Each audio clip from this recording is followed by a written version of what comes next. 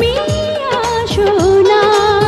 মিলনের এই ক্ষণ লাগে বড় মধু।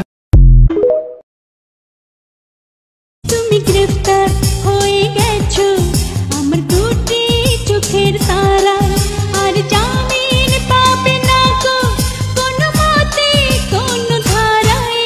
যদি দাও গো মৃত্যুদণ্ড, যদি দাও গো আমায় ফাঁসি।